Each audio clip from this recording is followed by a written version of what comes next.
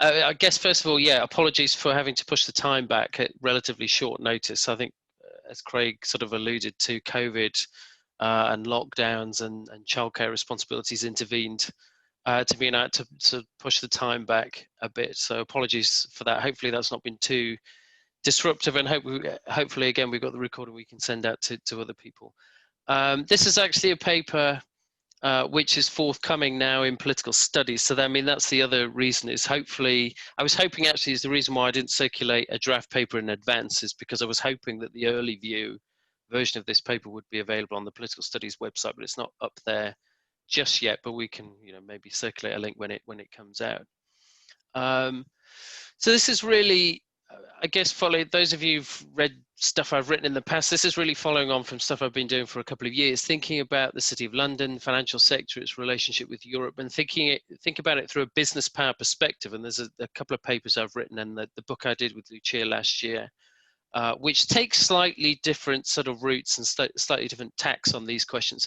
This paper's an attempt to do something slightly different and sort of do a dive into the constructivist, discursive institutionalist literature and think about what that might tell us, which is new and interesting about the nature of financial power and how we might link that to the business power literature.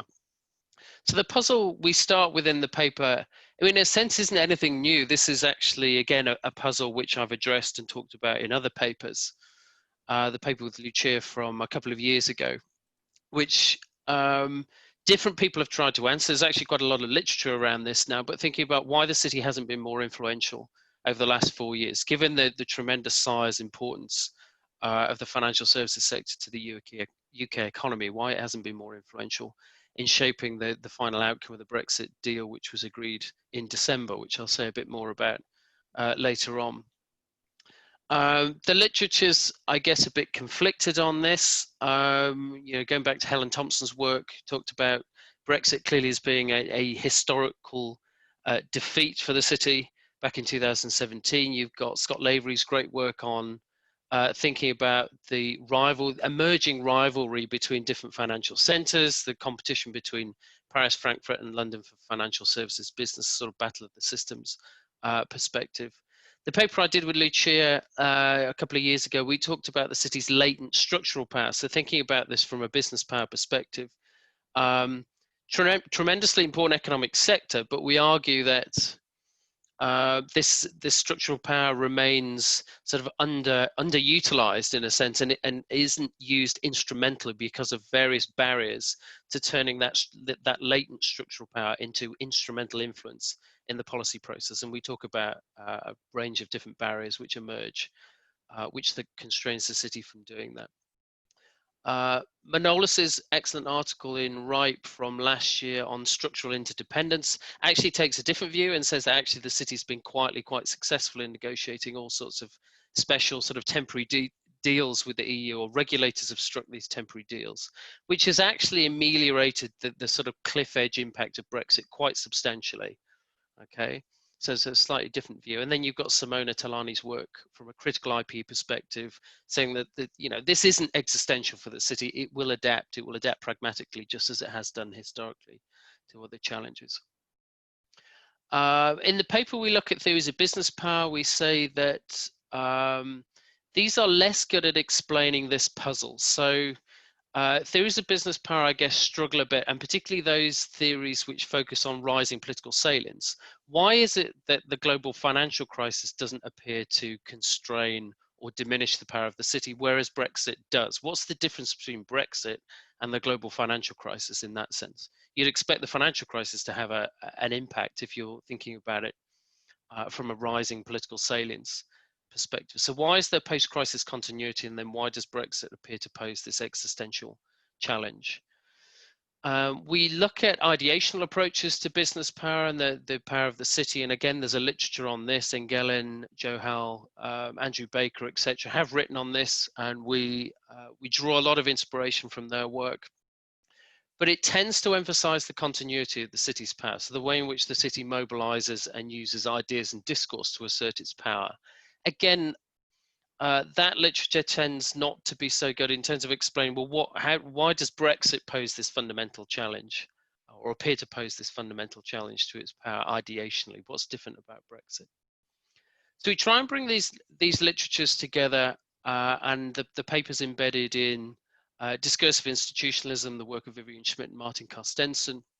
I'm just summarizing this very briefly. The idea that agency, political agency, financial actor agency relies on two things. One is background ideational ability, so that the core ideas, the public philosophies that actors have and can mobilize strategically to achieve certain policy aims. And then foreground discursive abilities. So the idea that just having these background ideas and assumptions and philosophies isn't enough. You need to translate that into action in some way. And you do that through discourse. You do that through forms of narratives and persuasion and arguments and framing and those sorts of devices. So there's a big literature on this. Carstensen and Schmidt talk about the way in which power can be asserted through ideas, and they define that, and we take this definition as the ability to persuade others of the cognitive validity and normative value of your arguments. The critical takeaway from this as a constructivist political economy perspective is that, of course, interests and preferences are not materially determined. They're intersubjectively constructed and therefore contingent and therefore subject to change over time. So this is the critical sort of aspect of our explanation, is that the interests and the preferences that you find amongst financial actors in the city are not fixed and therefore have to be constructed and reconstructed over time. We put particular emphasis on the idea of discursive coalitions, which Billind and Cox have written about, the idea that ideas and discourse can help to build alliances and help to mobilize actors and forge new types of collective action. Ideas and discourse in particular can provide sort of unifying narratives or unifying myths and discursive strategies around which actors can unify and engage in meaningful collective action, because it helps them to define and perceive shared interests. Okay, so once actors perceive themselves, redefine their interests and preferences in a particular way as to identify shared interests, then they're able to work together and engage in collective action.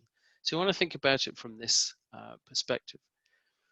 I'm going to go through briefly the different phases, because I've only got about 20 minutes or so. So pre-crisis, and again, Baker, Moran and others have written about this, the discursive power of the city pre-crisis, going back to actually pre-Big Bang, pre-1986 deregulation, thinking about the institutional ties between the city and the British state, the so-called bank treasury city nexus, which Mick Moran calls club governance. So what fundamentally changes in the 80s, that nexus, those institutional ties, of course, don't break down completely, but they do fundamentally change. And the expansion of the city and deregulation, the attraction of new inward investment, and particularly foreign financial services firms, very much changes the complexion and the nature of the city. It loosens those ties, those institutional ties, those interpersonal connections with the British state breaks down. An interest representation of the city, how well it's represented collectively, fragments, and you get a proliferation of trade associations, over 50 by the late 1990s. So we argue, as actually, again, Andrew Baker and others have done so, increasingly what you see by the 90s is that the city's power is less reliant on the old institutional ties that bound the city in with Westminster and Whitehall, and more increasingly on discursive and ideational power. So coordinated discourse, the idea that actors are able to identify shared interests and values, particularly around themes, core ideational themes like competitiveness, the importance of preserving the city's light touch regulatory regime, which is then institutionalized through institutions like the Financial Services Authority in 1997. And a broader communicative discourse. So again, these disparate, fragmented financial actors and trade associations can unify around a broader narrative and discourse about the city as Europe's premier global financial center. What's interesting about this from a discursive institutionalist perspective is the co-production of these narratives within government. So these ideas, this discourse is very much internalized by successive governments, both Conservative and New Labour governments, articulated by ministers, it firmly embedded within the bank and within the Treasury. So there's this sort of co-production of knowledge, co-production of narratives going on over time. So this reconstruction of shared interests, which I talked about before. There's also a wider discursive coalition ecology of think tanks, which we maybe talk about in the Q&A a bit more, and then slowly institutionalized through new collective bodies, the International Financial Services London, which is a new body, I think created in the late 90s, and then the Chancellor Gordon Brown established a high-level group, which is senior financial executives and the Chancellor sort of meeting on a regular basis to think about what the city's interests and preferences and priorities were. So there's a slow sort of gradual institutionalization of these relationships and this discourse. But then the financial crisis hits. So then post 2008, we argue this does pose a serious challenge to this discursive power, but it doesn't fundamentally disrupt it. The city responds by revising its strategic discourse. It changes the narrative, or revises, amends the narrative slightly. So the emphasis is now on the contribution of financial services to the real economy at home, the links to the manufacturing sector, to households, to ordinary businesses. And there's a short sort of sharpening up of the discourse around competitiveness. It's not defending the competitiveness of the city in general, but specifically against the increased burden of EU financial regulation, which of course is, by this point, is where most financial regulation is coming from. So there's a real sort of sharpening of the city's discourse, communicative and coordinative discourse. But we still see quite a lot of continuity in terms of knowledge co-production with senior figures within government, within senior policymakers. You've got these high-level reports which are produced at the height of the financial crisis, the Wigley and Bischoff reports, which are co-written with and signed off and endorsed by senior figures. Someone called Boris Johnson, who was Mayor of London at the time, Chancellor Alistair Darling at the time also signs off and endorses these reports. So it's very much, it's not the city doing its own thing, it's the city very much continuing and revising this discursive strategy with senior policymakers in government.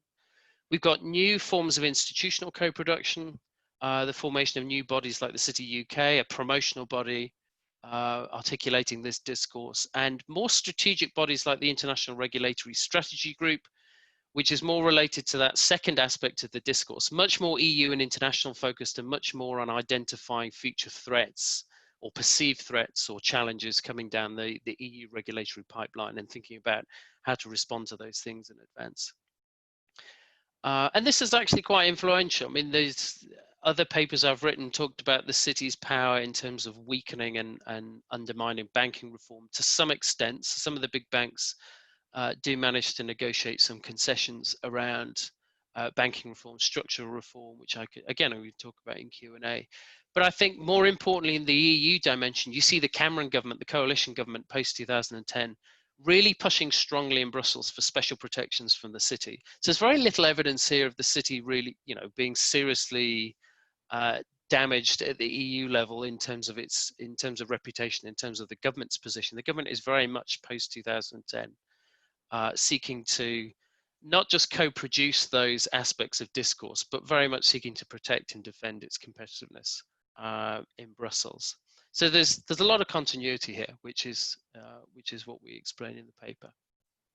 Then Brexit hits. Then you've got the referendum in 2016, and we argue that this does pose a much more fundamental challenge to the city, best understood from this discursive power perspective. And we suggest that Brexit fundamentally weakens the discursive power of the city in two respects, or there's two mechanisms through which it does this.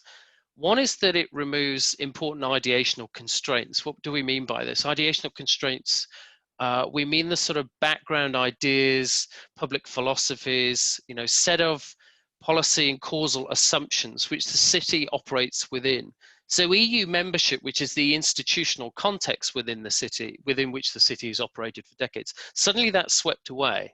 Now that in itself isn't the causal mechanism. The causal mechanism, we argue, is what that does, the impact of that for ideas and discourse. And what that means is that all of a sudden the sort of boundaries of acceptable discourse and the boundaries of feasible and the range of feasible policy options is suddenly opened up, and all of a sudden you don't have these boundaries being imposed on actors. And discursive institutionalism, again, would lead us to expect that that generates a fundamental reevaluation of interests and preferences.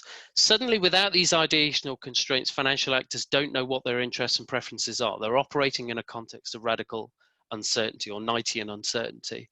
If it's not clear what their interests are, those interests aren't actionable, to use the language of Mark Blyth. If they're not actionable, they can't meaningfully engage in collective action.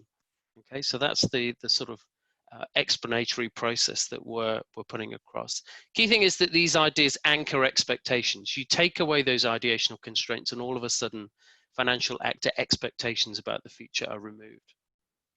The other aspect to the explanation is discursive co-production, which we suggest breaks down institutionally as a result of intra-state and intra-industry divisions, which I'll talk about in a second. There's some quotes here from senior financial lobbyists and regulators at the time for a couple of years ago, which kind of say the same thing, that the city's ability to project a coherent narrative about what it wanted from Brexit and what the outcome it wanted in terms of a deal is seriously undermined. We were all unclear. The industry doesn't have a clear view of what the UK wants. The city's strategy was badly executed, not representative, and not very influential.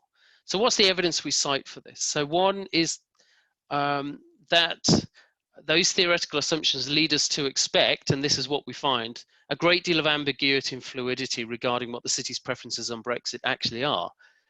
Given the removal of those ideational constraints, given the re-evaluation of interests and preferences in a context of uncertainty, it's very difficult for the city just to decide what it actually wants out of Brexit. And you see not just ambiguity, but fluidity over time, the preferences changing over time. So early on, the largest financial actors, as you might expect, sort of pushed quite strongly for continued single market membership in late 2016, when it's clear that this is basically ruled out by Theresa May in the Lancaster House speech. So the narrative, so the argument shifts towards a bespoke deal or a special deal for the city. And gradually the city unifies around what becomes known as the mutual recognition model, which broadly speaking is sort of broad regulatory alignment with the EU around either international standards or outcome-based criteria. So it's fundamentally based on regulatory alignment. It's fundamentally based on both sets of regulators recognizing the regulations of both sides and broadly agreeing to align those regulations to broad-based standards. Okay. What's interesting about this model, not so much from a legal, technical, regulatory perspective, is what's interesting discursively is how highly polysemic this is. This is very vague. This is very ambiguous.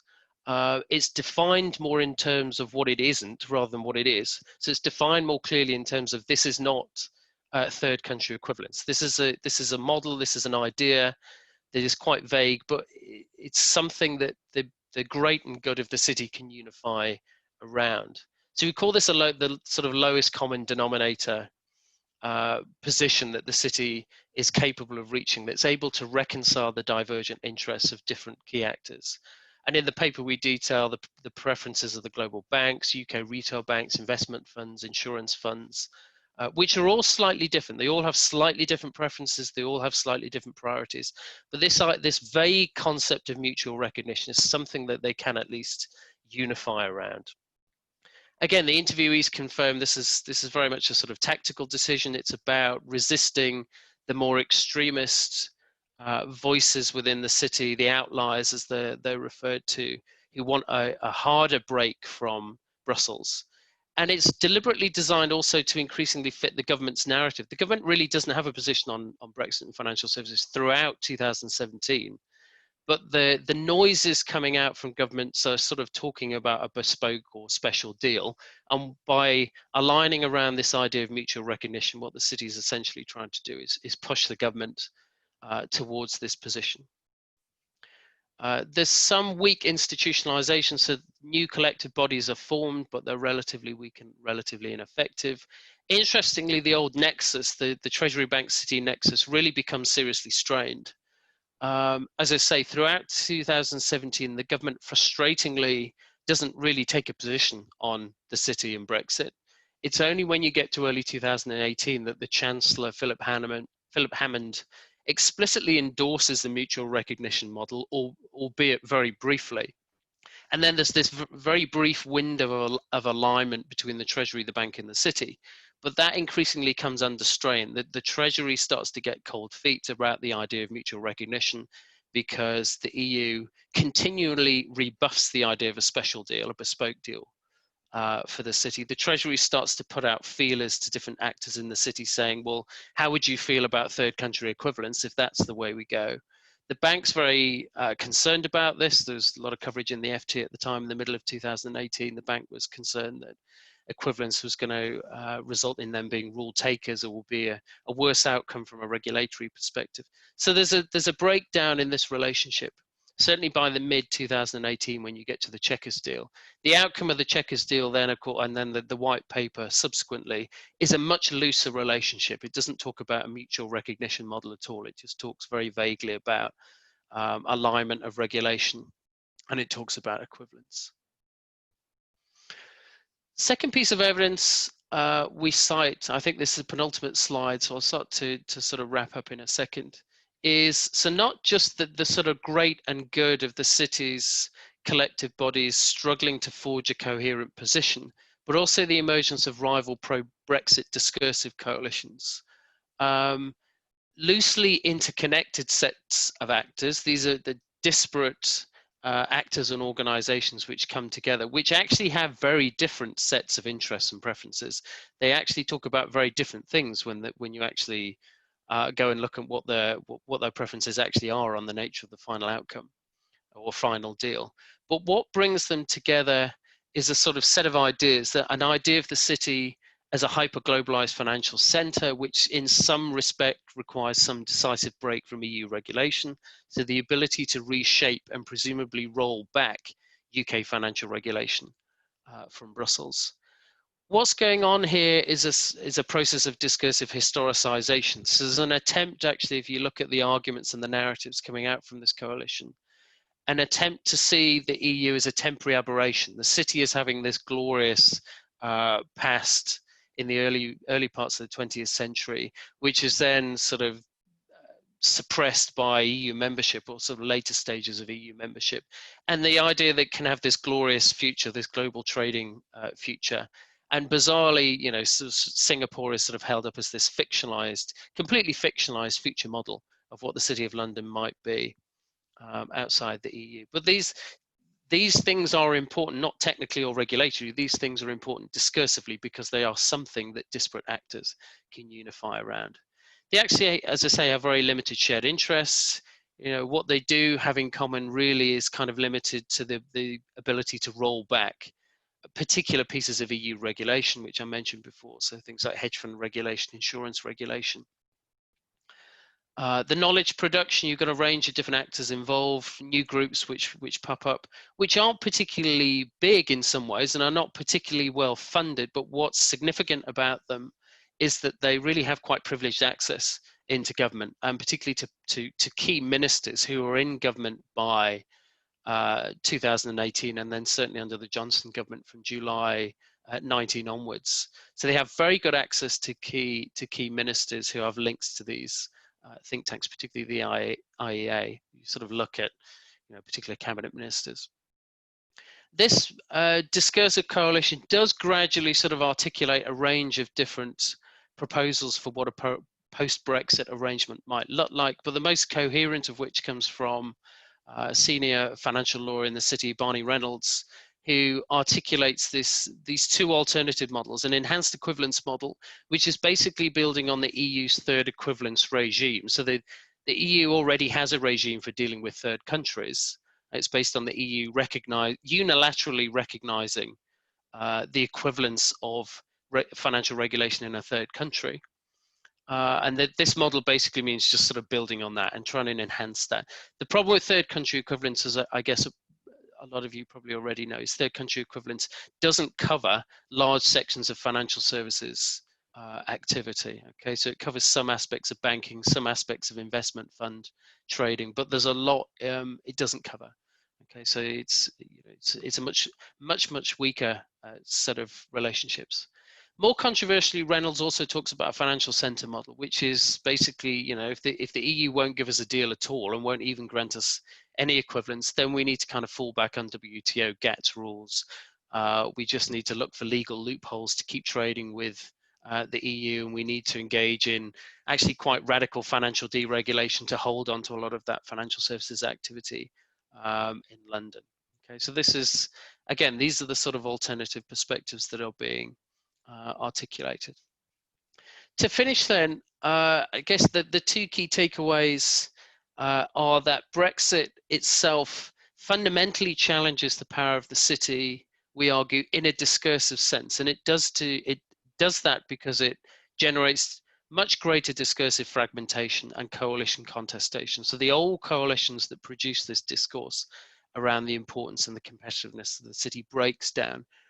Precisely because, as I say, the ideational constraints of EU membership opens up the feasibility of different policy options. It removes those old anchored expectations about what the future might hold. And also because the process of discursive co-production with policymakers and ministers breaks down post 2016. Theoretically, we just want to kind of promote this idea of discursive financial power. Hopefully it'll be useful to other people. I guess the key three features of discursive financial power being that it's contingent.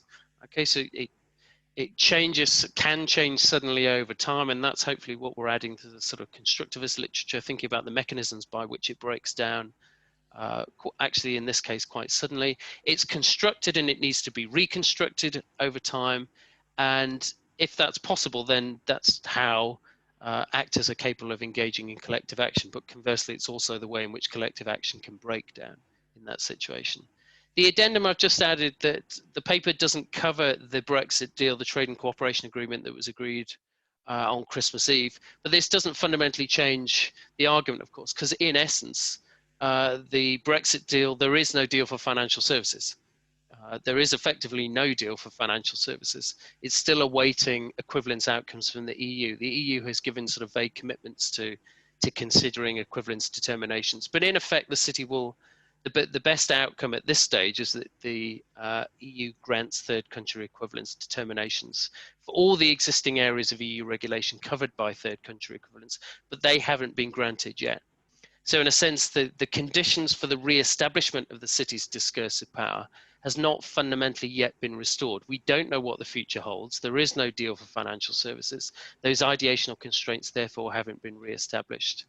I guess the conditions for discursive co-production haven't yet been re-established. That said, and I was tweeting about this the other day, and again, this is something you maybe pick up in the Q&A, I'm detecting sort of tentative signs of rapprochement between the Johnson government and some sort of senior figures and senior groups within the city that might start to sort of indicate that there is the old process and mechanisms of discursive co-production might be starting again. Okay, I will stop there, so we've got plenty of time for questions. Thank you very much. Thank you so much, Scott, for a sort of fascinating paper. It sounds like really important research. Glad to see that it's already on its way to publication, but there's still much for us to chew over. I'm sure everyone by now, this long into the pandemic, knows how these things usually go. If you want to raise your hand, the sort of virtual Zoom hand, to ask a question, please go ahead, or put comments in the chat box. I'll be trying to keep my eye on both. Or if you just like to unmute and interrupt me and ask Scott a question, that's great. I'll probably try and take questions in bundles of 2 or 3 as usual, but we want these sessions to be informal, as well as giving everybody who wants to ask a question a chance to do so. So who wants to volunteer to make our first contribution?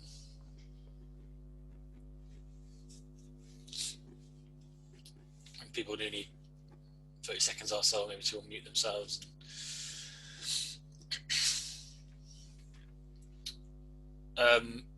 Scott, we do have a question in the chat box.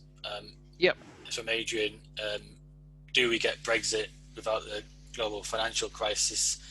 I mean, you obviously can start to answer that if you want. If you need a second to ponder it, we'll see if any other questions come forward. Can't see any hands raised yet. Do you feel like taking that big one on to get us going? Yeah, I mean that's a huge question.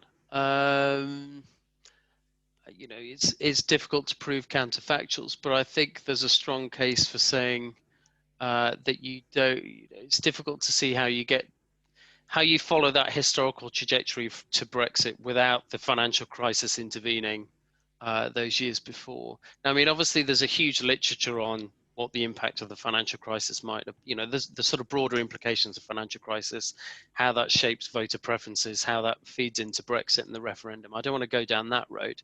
But specifically in terms of the city, I think you can tell a fairly coherent story. And to be fair, people like Helen Thompson have told this story far better than I have, and far better than we do in the paper.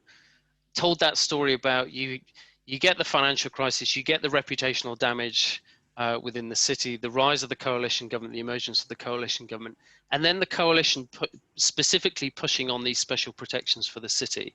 So it's difficult to see. I think that the financial crisis intervenes in the sense that the Cameron government then pushes for these special protections, which then antagonizes the relationship with the EU and then paves the way for the referendum later on. But of course, the financial crisis also intervenes and is causally important because it then generates all these structural clashes and conflicts between the Eurozone and the City of London, further Eurozone integration, the moves towards the bailouts and the fiscal backstops and all those things, and where that leaves the UK and where that leaves the City of London outside the Eurozone. So I mean that would be sort of Helen Thompson's argument, which I broadly agree with. So in that sense, I think it is difficult to see not just Brexit, but the outcome for the city from Brexit being where it is now, without the financial crisis in 2008-9. Thank you. Does anybody else want to come in at this point? I've got a question myself for Scott, but obviously let others take the floor before I abuse my privilege as chair. I mean, I think my question was related to the answer you just gave. I sort of just wrote down in my notes, chicken or egg. It's about, I guess it's, I mean, I think maybe the sort of line of argument in the paper is that I'm thinking about the Citibank Treasury nexus and how Brexit sort of created splits there. But you allude to the possibility that those splits were already starting to emerge. So I guess I'd say maybe where do you put the emphasis between those two? Is it the fact that the sort of finance-led kind of capitalist variety or growth model in the UK had already sort of created splits between the Treasury and the bank, within the Treasury, splits within the city? To what extent did Brexit really accelerate them, or was it already happening? Yeah, so another good question.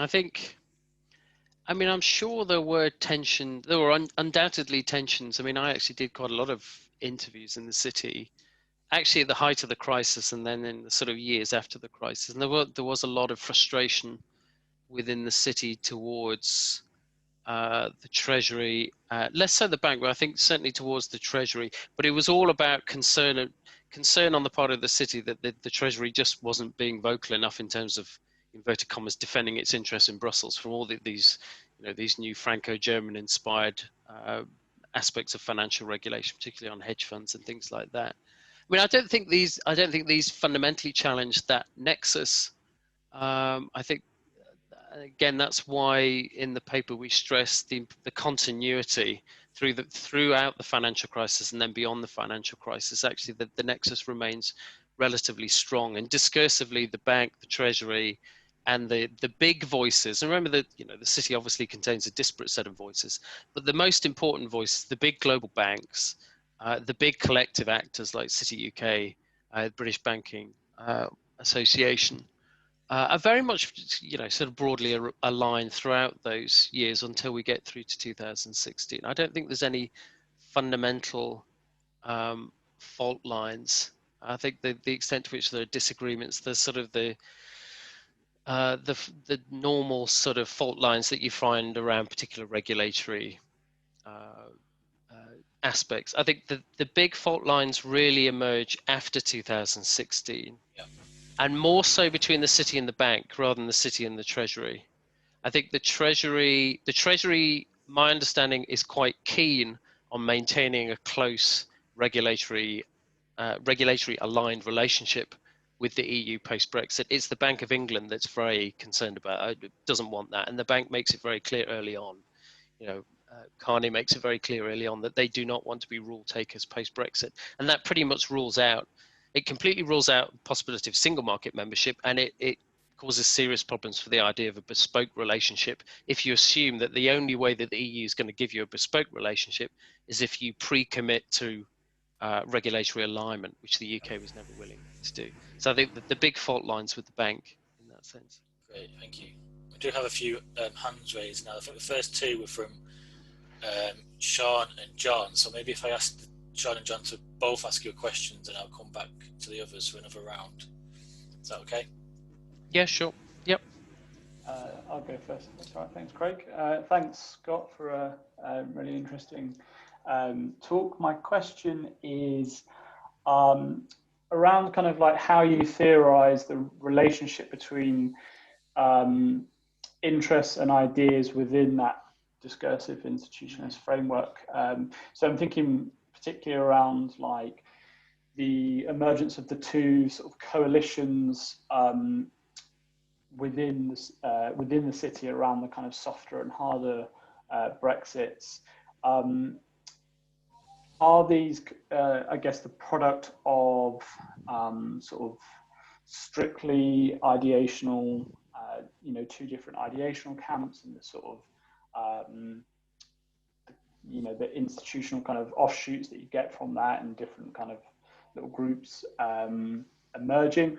Or is it also tied to the particular economic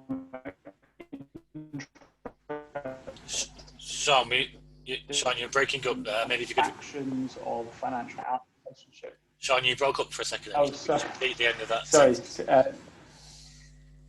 Yeah, sure. So it's really just a case of, how much is this a product of strictly kind of ideational positions in your framework, or is there an overlap with the different economic interests of different factions of financial capital? And how do you, if it is both, how do you kind of theorize the kind of relationship between different sort of sets of issues? So shall we take, thanks Sean, should we take a question from John before going back to Scott? Johnny with us? Oh, here he is. Yeah. So I've got a couple of technical glitches at my end. My video won't work. So I just wanted to pick up on this issue around sort of regulatory alignment and the Bank of England sort of resistance to becoming a rule taker from Europe. And kind of sort of ask, like, so what do you think the Bank of England is going to try and do then if it doesn't want to be tied into the European regulatory system? In particular, I'm thinking about some work that I've done on the early phase of macroprudential regulation, where the bank really appears resistant to do anything that might damage the global aspect of the City of London and maintain open markets to global financial flows, while really wanting to be quite strict on sort of the more sort of traditional banking, money-making sector, maybe not quite as strict as they are in Europe. And perhaps their fear that, Brussels will try and sort of contract that, or sort of like limit that space to remain like the entrepot into global financial flows. So I was curious then, what do you think then, what is the future then of that sort of relationship between the bank and the City of London? And sort of how do you see that playing out post-Brexit as it tries to reposition itself as a global financial centre? That's a bit jargled, but I hope that makes sense what I was trying to ask. That's a good question. Oh, go ahead. I think they're two great questions. So the first one's a really fundamental one. What's the relationship between interests and ideas? Because I guess, our older work, so my older work with Lucia on this sort of focus more on interests and sort of trying to pick out the different sort of camps and the different sets of interests and preferences that actors had within the city. I think during the course of doing that work, I think what we found increasingly frustratingly, which is what led us to thinking about this more from an ideational constructivist perspective, is that the preferences, the positions of these different groupings, coalitions within the city, do align to some extent with what you might define as underlying material interests. But there are at least two reasons why we think reducing the preferences of these different coalitions just to material interests is problematic. It's problematic in the sense that it's not clear at all in a context of radical uncertainty that the actors themselves know what their interests are. They're really struggling actually to work out what their interests are. They actually don't have clearly defined preferences, and they change over time. I mean, most obviously with respect to the sort of the main city groupings. So assuming that the interests of these groupings are materially determined ignores the fact that the interests themselves change and shift and are reconstructed over time. So I think that's one reason why ideas and discourse is critically important. The second reason is that the coalitions themselves don't neatly align around material interests. So even if you look at the different groupings, there's some alignment, but then there's odd cases, there's odd outliers of groups where you think, you know, their material interests clearly aren't in favor of a decisive break from the EU, and yet they align very clearly with those groupings. And again, we think that's, I mean, when you do the interviews, the people are keen to stress that, you know, there's some material interest and underlying interests going on involved. But a lot of it actually comes down to personality. A lot of it comes down to who runs the firm, the views of the chief executive, the views of the chairman. And they have normative views on Brexit. They have their own personal views, and that very often is the view of the company or the firm around these issues. So I think, yeah, I think that's what we found, is that it's problematic in these two senses, and this is why we think, I mean, clearly ideas and interests are inextricably interlinked, and it's very difficult empirically to disentangle these things. But I guess the argument we're making is the importance of ideas and discourse ontologically prior to the definition of interests. So in order for these groupings to understand what their interests are, they need to look through these and think about it in terms of ideas and background philosophies, and to articulate these things in terms of discourse. Okay, and then I guess a third problem then is the coalition. So even if you've got groups which have materially have particular interests, in order for them to engage collectively, you then need a shared sense that they need themselves to perceive that their interests are aligned. We can't necessarily assume that they necessarily see their interests as shared. So they have to perceive these things again through ideas and discourse. So that's kind of how I'd sort of think about the relationship between those two things. Yeah, the great question on the bank. What is the bank doing in a sense? I mean, elsewhere I've argued that the bank's position is really being driven to a significant extent, not exclusively, but to a significant extent by a sense of sort of bureaucratic autonomy. This is the perverse thing in a way. I mean, Anand Menon's actually written about this, I think, quite recently. He was tweeting about this quite recently. You've got this situation where UK ministers and the Bank of England on financial services are saying, we just want autonomy on financial regulation. We want to be able to do our own thing. We want to be able to relax regulation or change regulation, diverge from EU rules if we want to. But by the way, we have absolutely no plans to do so. So they've boxed themselves into this bizarre situation where they want the freedom to diverge, but at the same time, they have absolutely no plans to do so. Or at least ministers aren't saying that, obviously, but the Bank of England is at pains to stress that they have absolutely no desire to diverge from EU regulation in the foreseeable future. And they've made it very clear that they're not interested in rolling back and deregulating financial regulation straight away. So I think the only way you can explain that is not so much normatively in terms of what the bank wants out of Brexit, but bureaucratically in terms of banking regulators just don't want to be constrained. Regulators, bureaucrats just don't want to be constrained. They want the freedom to operate and vary regulation in some hypothesized future where they might want to do that. In terms of what that means for the makeup of the city, I'm not sure how seriously they've thought about this. I'm not, I think the last couple of years have just been so chaotic. I'm not sure that there's been a great deal of thought gone into what the longer term implications, because we just didn't know what the final nature of the outcome would be. And in a sense, we still don't know what the final outcome will be for financial services. It might yet end up being slightly more comprehensive than we think.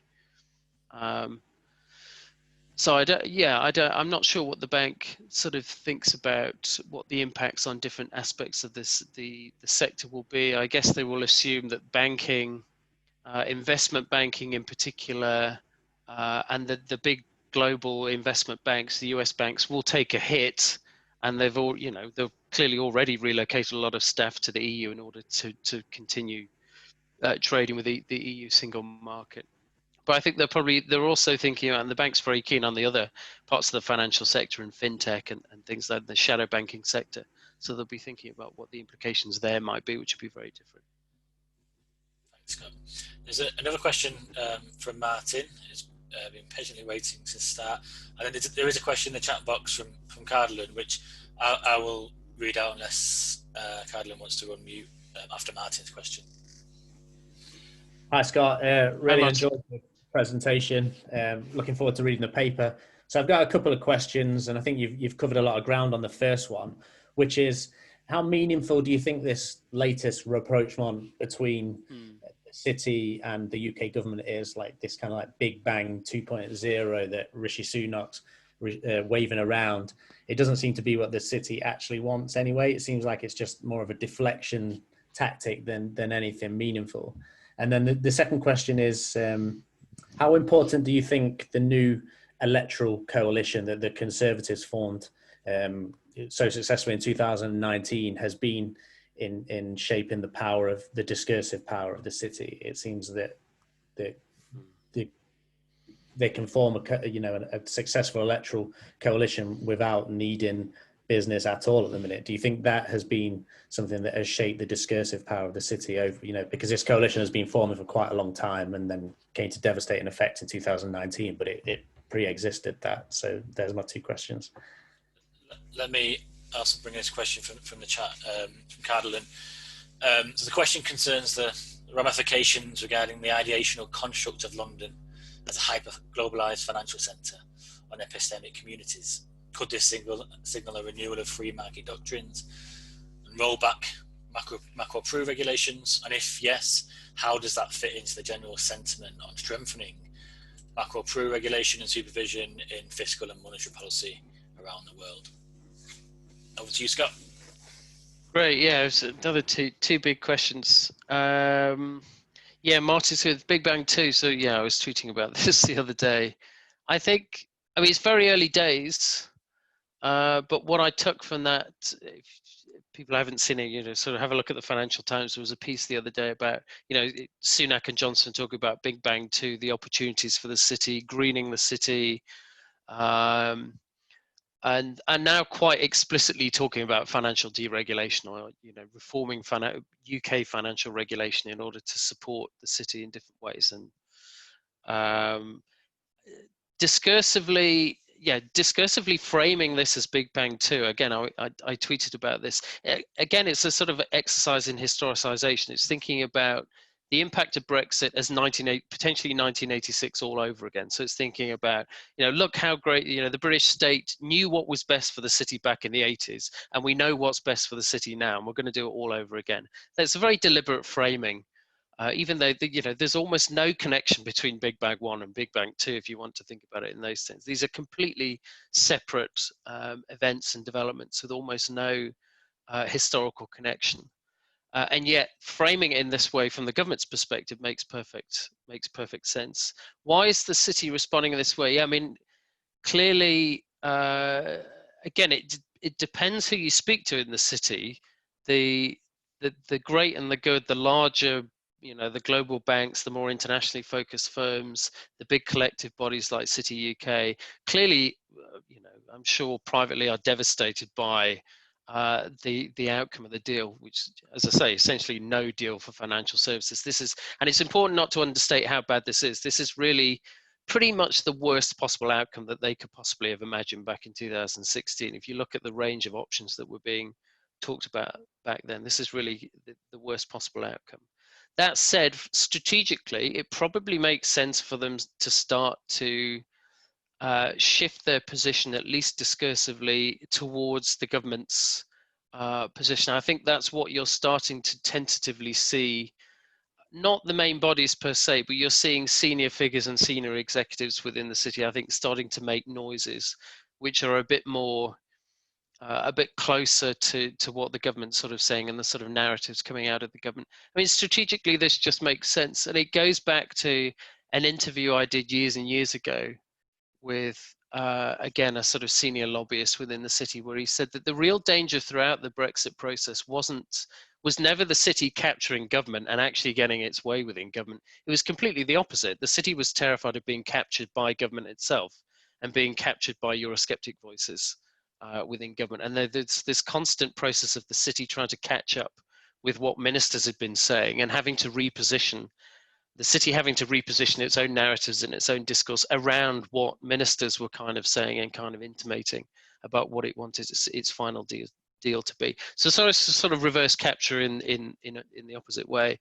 And if you assume that's going on, then yeah, you would expect the city strategically now to slowly but surely realign and reshape its discursive strategy around what the government's talking about. Okay, and it will, as it's always done, it will engage, I'm sure, constructively and positively. You know, if the government wants to do financial deregulation, then I'm sure the city will very quickly come up with some very helpful proposals for where different aspects of financial regulation might be rolled back. I mean, that just makes sense from a business perspective.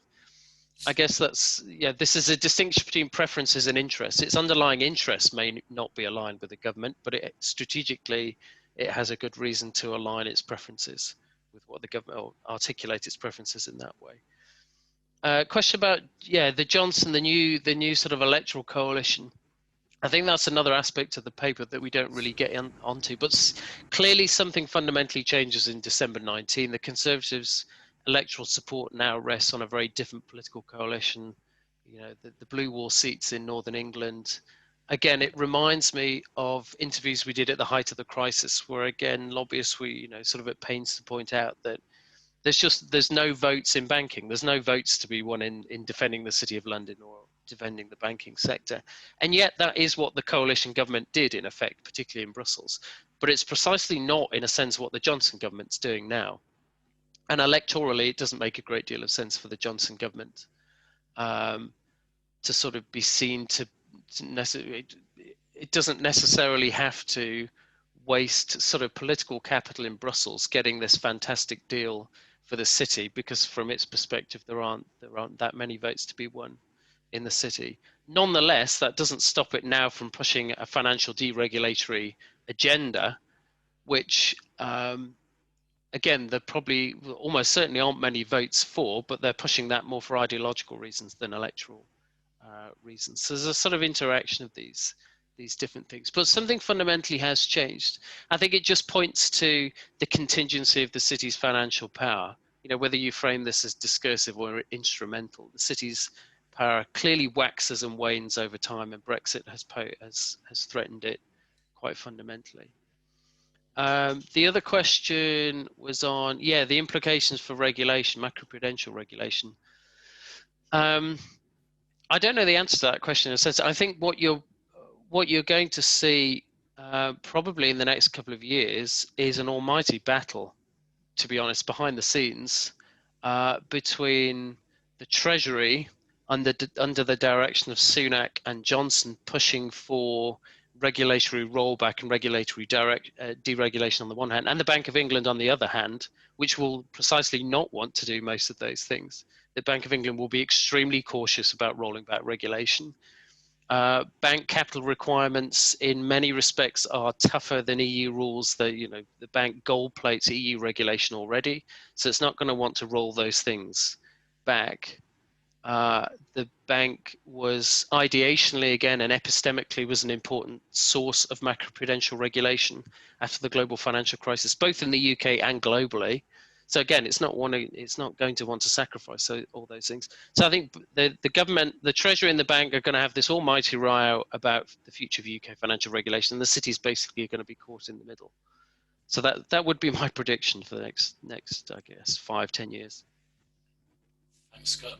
We've got about 10 minutes left of our scheduled time. I know that some people have had to leave already. I had another quick question which I'll ask. There's also another question in the chat box from Adrian. Which relationship is more strained, the city and the EU, or the city and the UK? My question related to the pro-Brexit voices in the city, which you referred to towards the end of the presentation, Scott. And I don't know, I'm just wondering if, I mean, obviously, you know, it's understandable why you describe them as pro-Brexit, but it seemed to me that at the heart of their demands are still this sort of cake and eat it, you know, strategy where they support Brexit, but they actually don't. There's still an expectation they'll end up getting a good deal, which allows them to the city or their fractions within the city to remain part of sort of European financial space to a large extent. So then, you know, I guess my sort of devil's advocate point was, to what extent are they really pro-Brexit, or are they not sort of woken up to the reality yet that pro-Brexit is just not really a thing that's going to be in their interests over the long term? Yeah, that's the first question. That's a tricky one. Yeah, the relationship, is it more strained with the UK or with the EU? I mean, it's clearly pretty strained with both. I mean, we don't talk. I mean, I guess I've talked about the city-UK relationship quite a bit already, and in the paper, and it's clearly been very strained over the last 4 years. But I think, as I'm kind of hinting, I think it will become slightly less strained in the years ahead, because it's just in the city's interest now to, in effect, fall into line with what the Johnson government wants. I mean, if you're facing a government with an 80-seat majority, which, you know, has a strong chance of winning the next election, what is the point of picking a fight with it? You know, you're just going to sort of fall into line with what the Johnson government probably wants in terms of financial regulation. I don't think it's really in their interest to do that. In terms of the EU relationship, I mean, that's always been deeply strained. I mean, pre-2008, but particularly the financial crisis, the way in which the financial crisis was obviously framed, particularly by French and German politicians, as an Anglo-Saxon problem or an Anglo-liberal problem, and then the sort of regulation, some of the regulation you got coming out of Brussels at that time seriously strained the relationship. I don't think it was ever fundamentally repaired. I think there was certainly a concerted attempt by the city to repair its relationship with the EU after the crisis. I think to some extent that worked, but I don't think it was ever fundamentally repaired, and then fundamentally damaged then by the Brexit referendum in 2016. And precisely the fact that you've got big financial centres in Paris with very close links to the Élysée Paris, the Élysée Paris, the French government, very clearly aligning and pushing for a Brexit deal for finance which benefits Paris. You know, Paris has not shied away from clearly wanting to attract financial services business. So that clearly complicates the relationship with the EU. The German situation is slightly more difficult because Frankfurt isn't Berlin and Berlin isn't Frankfurt, and they're very separate. And the Merkel government was actually Frankfurt was very keen to push competition with the city and bringing financial services over to Frankfurt. Berlin was far more cautious and far less happy about that. So I think, yeah, the relationship with Germany is slightly different. I'm sure on a day-to-day basis, the relationship with Brussels officials is fine, but I think, yeah, for the last 4 years, EU negotiators, EU regulators have just kind of increasingly seen the city as I don't say not that important, but they've become increasingly disengaged. That's the phrase I'd use. They've become increasingly disengaged from what's going on in the city and what's in the interest of the city and what the regulatory outcome might be. On a day-to-day level, I should say regulators themselves, if you actually go to ESMA and the ECB and the Bank of England, they do on a day-to-day basis still have a very good relationship. So that's slightly different. So it depends what sort of level you're talking, sort of level of people you're talking to. Craig, your question very quickly about, are the pro-Brexit voices really pro-Brexit? I think some of them, yes, genuinely are. I mean, if you speak to some of them, they leave you in absolutely no doubt. It's not about being strategically pro-Brexit, or it's not, I don't think, about them not understanding what Brexit actually is. It's clearly cakeism in a sense, but that doesn't mean that they're not pro-Brexit in a meaningful sense. I think there are quite significant, and always have been quite significant, pro-Brexit voices within the city. Again, someone very senior in the Bank of England said it was around about the third of the city, so it's more than you'd expect. It's quite a significant chunk, quite a significant minority who are broadly speaking pro-Brexit. But yeah, their preferred outcome. There are outliers who I'm sure would just want a complete break and would just want to go to WTO rules, GATS trading, loopholes, etc. But I think most of those pro-Brexit voices want some sort of a deal, but it's a loose relationship. It permits financial regulatory divergence. It's based loosely on third country equivalence. And of course, that's precisely what they've got. I mean, they've won in a sense. That's basically the outcome that the city now has.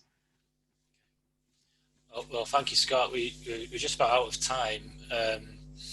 So, obviously, I want to thank you, and I'm sure everybody who's listened wants to thank you for a really fascinating presentation. Look forward to reading the full paper. If you're so inclined, and encourage people to sort of do a virtual clap with that reaction function. I put in the chat box, I won't keep everybody much longer, I put in the chat box details of the next two seminars which the PSA Political Economy Group is running in collaboration with Future Economies. So please do register if these appeal. At this point, I'll bring the meeting to a close. Thanks again, Scott, for joining us, and thanks to everybody who stayed with us and accommodating the sort of slightly disrupted start time.